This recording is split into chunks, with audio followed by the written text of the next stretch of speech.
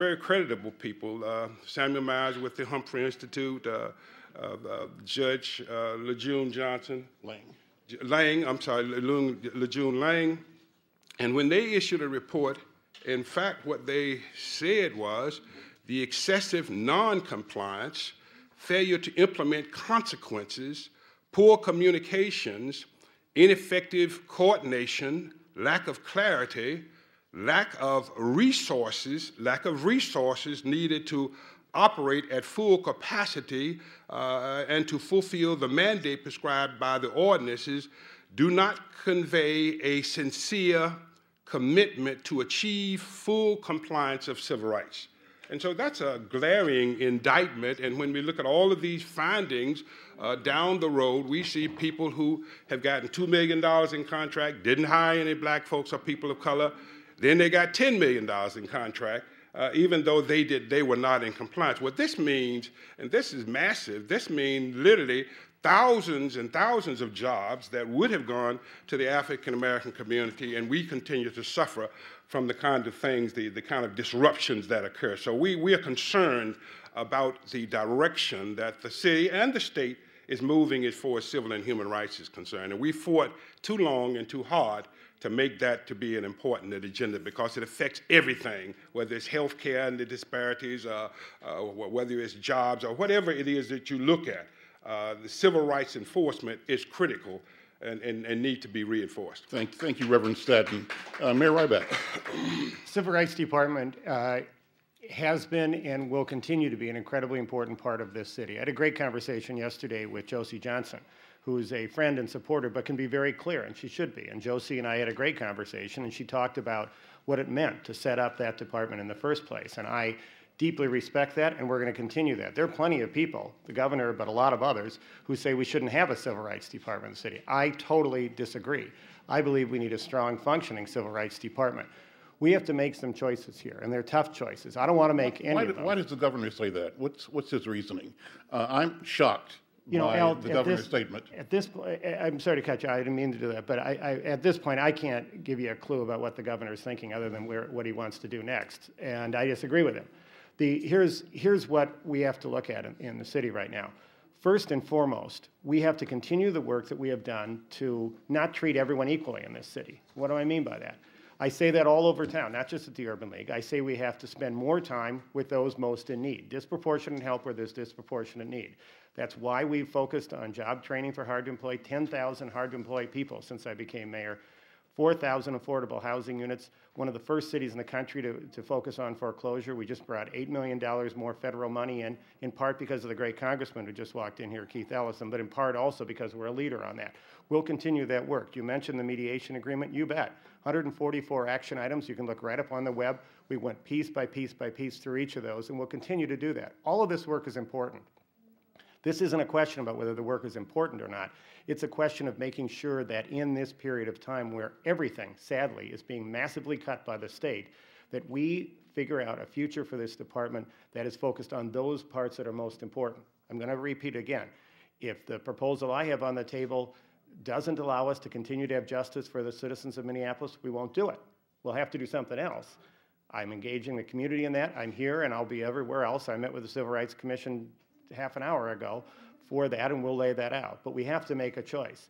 Now, one of the things that is important is that of those three things we do, CRA, complaint investigation, and contract compliance, two of those no one else does. You rightfully mentioned, Reverend Staton, the issue of jobs. I am laser focused on that right now, and that's exactly why, as we put our work team together to deal with stimulus dollars, our civil rights director is on that committee specifically charged with doing that, with getting jobs to people of color. It's exactly why my Christian Center economic development director is working with Lewis King at Summit to make sure that we, as we move into the green jobs revolution, it's not just green jobs for white people. It is absolutely people of color doing it. That's why I work with Van Jones, who's one of the leaders in this in the country, in visioning what our work is going to be. We're going to keep doing that.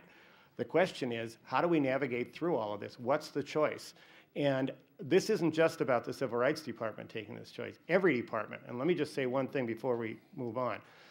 The point about last hired, first fired is critical. The place where that is most critical, it's really important in civil rights. Frankly, it's most important in police.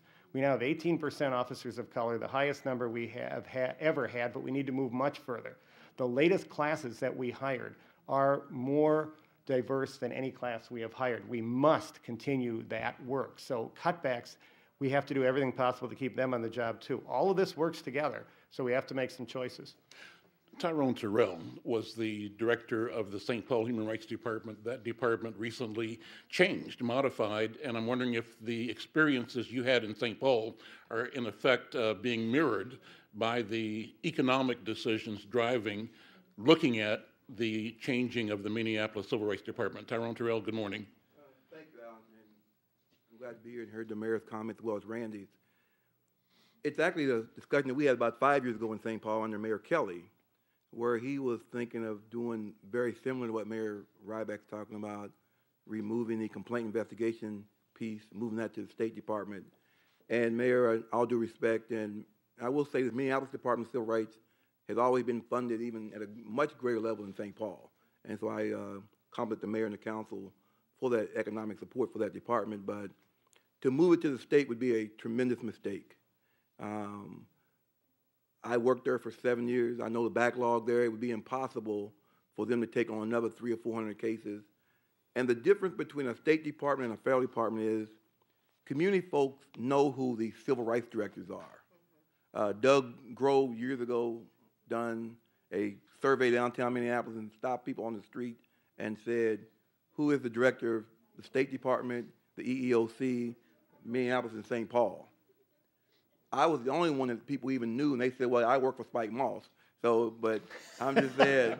You're those good billboards, too. Right, but most people don't have a connection to a State Department.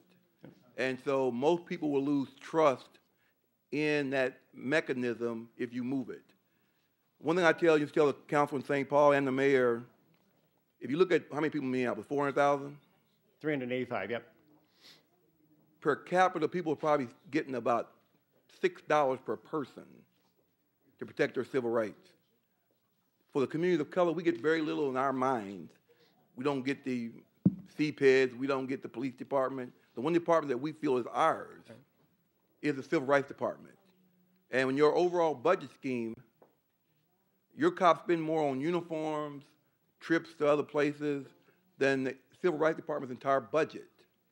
So I would urge you and the council to look at not tampering with the Civil Rights Department, because it's the only vehicle, as your diversity will go over 50% in the 2010 census data, that we cannot afford to turn back, as Randy talked about, civil rights. Tyrone, thank you very much. And I've got about 5 minutes altogether, 2 minutes for this segment. I want to get a couple more people's questions in, and the mayor has to leave as well. But before you answer, Mr. Mayor, 30 seconds if you would, please. Quick. Say your name. Good morning. I'm James Everett of Sub-Zero Collective. I was familiar with a report that got put together by Ed McDonald about the need for what you do is an audit, a civil rights audit. Are you familiar with the civil rights audits? And Minneapolis doesn't have it. I think it might have got introduced. I don't know if they did it in St. Paul, but I know there was some talk. We need to measure the authenticity and also how viable is this? How's this working for the community? And so would you be in favor of a civil rights audit for Minneapolis for the future? Well, thanks, James. And James, I was with this morning as we were talking about jobs for the North Side. Yes, we're very interested in opening up. In fact, the survey by Judge Lejeune Lang that Reverend Statton was just quoting, I think we funded, but that certainly is part of the work that we'll do. Tyrone, you did a phenomenal job in St. Paul. I loved working with you. I remember that when Mayor Kelly proposed that. He called me first, probably even before he called you. And I said, no, not a good idea. Not what I wanted to do. It's not what I want to do now, Tyrone. Not what I want to do at all. But we have to make a choice. Now, one of the things that I want to be clear on is I am open to other options on how we do this, but we've got to figure out some way in every single department to make these choices. I feel passionately right now we cannot step back from not only contract compliance, but we got to ramp that up to have more inclusion on that. So I want to do that too. But if you got a thought, pass it on to me. Let's take a break for Station ID. We'll come back with a couple more minutes with Mayor R.T. Ryback. I'm Al McFarlane. You're listening to Conversations with Al McFarlane.